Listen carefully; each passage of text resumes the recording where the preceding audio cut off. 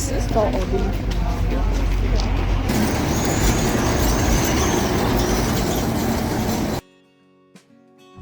හිතවතුනි අද අපේ ග්‍රයිනව් ගමේ දෙවනි දවස. කලින් සතියේ වීඩියෝවෙන් මම ඔයාලට මේ කඳුකර ගම්මානයේ විස්තර කිව්වනේ.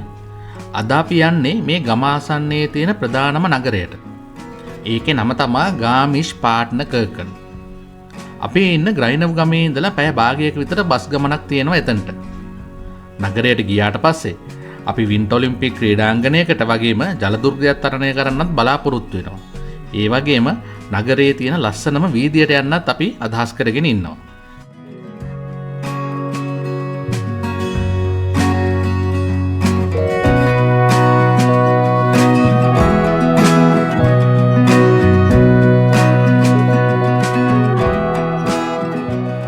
ටවුන් එකට ආවට පස්සේ මේ ශාන්ත සෙබස්තියන් පල්ලිය පහු කරගෙන අපි ඇතුල් වුණේ ලුඩ්විග් ස්ට්‍රාසා කියන මේ පාරට. මේක තමා ගාමිෂ් පාට්නකර්කන් වල තියෙන ලස්සනම වීදිය. ඒ ඇයි කියලා ඔයාලට මේ වීඩියෝ එකෙන් බලා ගන්න පුළුවන්. ජර්මනියේ බැවේරියා පළාතේ දකින්න පුළුවන් ලස්සනම චිත්‍ර වලින් මේ වීදිය පිරීලා තියෙන්නේ. හැම ගොඩනැගිල්ලකම වගේ චිත්‍ර ඇඳලා තියෙනවා. මේ චිත්‍රවලට ජර්මන් භාෂාවෙන් කියන්නේ ලුෆ්තමරලායි කියලා. මිනිසුන්ගේ දිනදා ජීවිතයේ විවිධ අවස්ථා, ඉතිහාස කතා, ආගමික සංසිද්ධි, මිත්‍යා කතා වගේ ඒවායි සිද්ධි තමා මේ විදිහට චිත්‍රවලින් පෙන්වන්නේ. ඊට අමතරව දොරජනෙල් වටේටත් විවිධ හැඩතල එක්ක මේ චිත්‍ර ඇඳලා තියෙන බව පේනවනේ.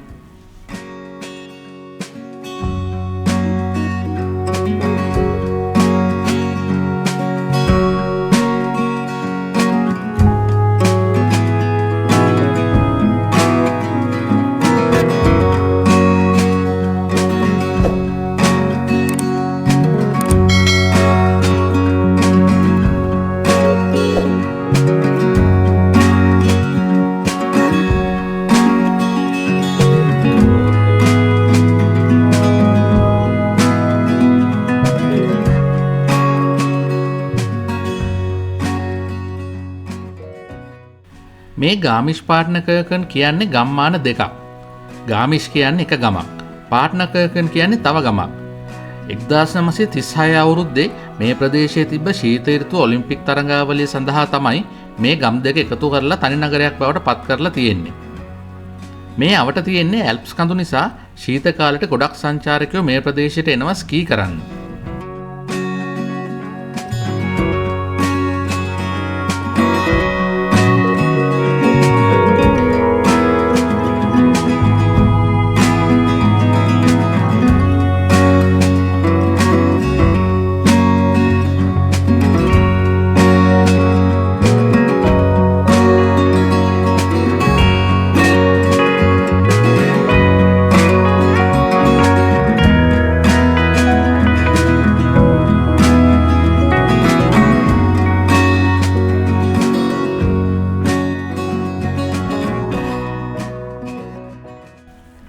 මේ වීදියේ තවත් විශේෂත්වයක් තියෙනවා.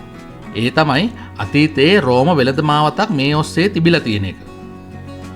ඒ ජර්මනියේ අවුස්බර්ග් නගරය සහ ඉතාලියේ වෙනීසිය අතර. පස්සේ කාලේ මධ්‍යතන යුගයේදී මේ ප්‍රදේශය වෙළඳ පොළක් සහ විනිශ්චය මධ්‍යස්ථානයක් හැටියට වර්ධනය වෙලා තියෙනවා. මේ ඓතිහාසික වටිනාකම නිසාම මේ මාර්ගයේ නැගෙනහිර කොටස ජර්මනියේ ජාතික උරුමයක් හැටියට නම් කරලා තියෙනවා.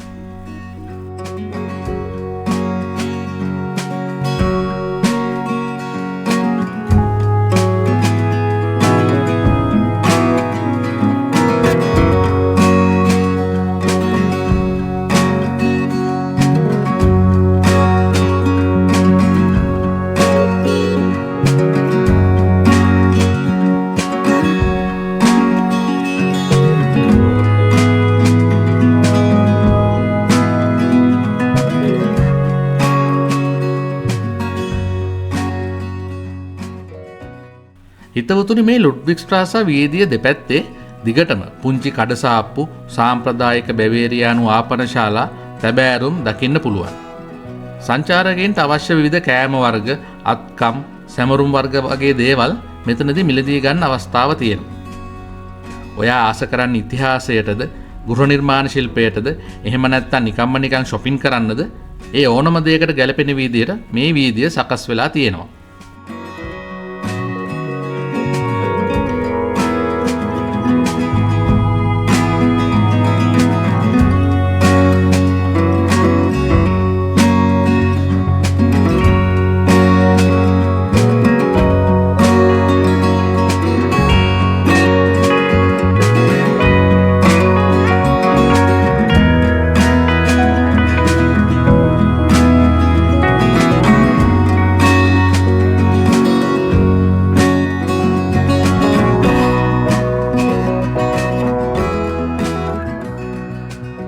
ලුඩ්විග් ස්ට්‍රාසා වලින් පස්සේ අපි දැන් මේ යන්නේ වින්ටර් ඔලිම්පික් ස්ටේඩියම් එක තියෙන දිහාවට. නගර මැදයේ ඉඳලා මේ ගමන තියෙන්නේ කඳු තියෙන පැත්තකට. නගරයේ කඩසාප්පු වලින් පස්සේ මේ හරිය ටිකක් රෙසිඩෙන්ෂල් ඒරියා එකක්. කලින්ට වඩා පරිසරයේ නිස්කලංක බවක් දැනෙනවා. මේක ඉතින් විනාඩි 20ක විතර ගමනක්. එහෙනම් අපි යමු.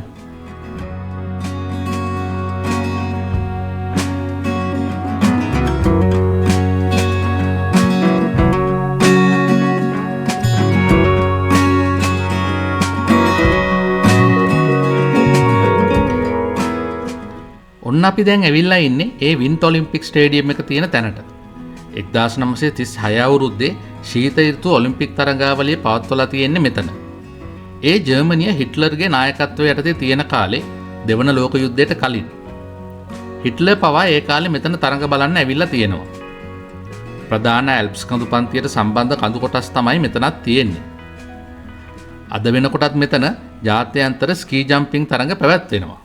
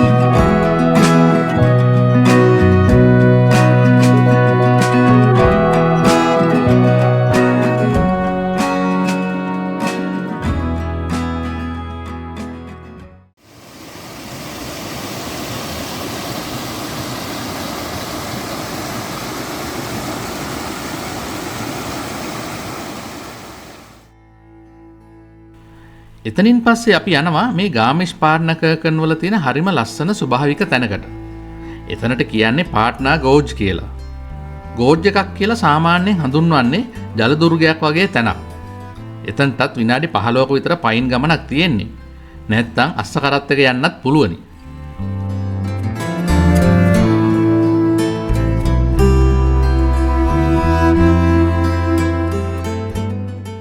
මෙතනින් තමයි මේ ජල දුර්ගයට ඇතුල් වෙන්නේ.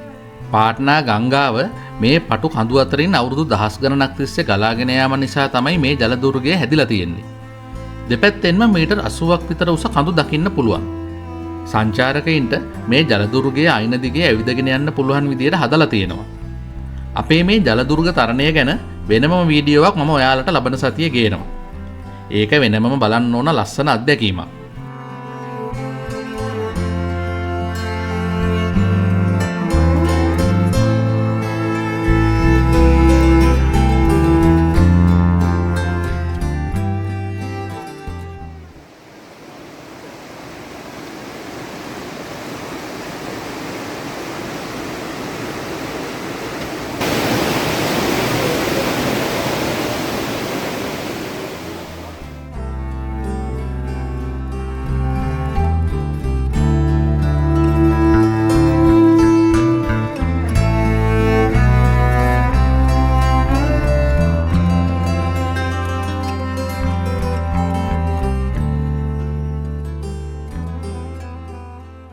එහෙනම් හිතවතුනි ගාමිෂ් පාට්නාකර්කන් වල ඉඳලා අදට සමුගන්න වෙලාව හරි.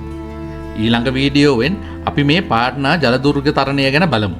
ගිහින් එන්නම්.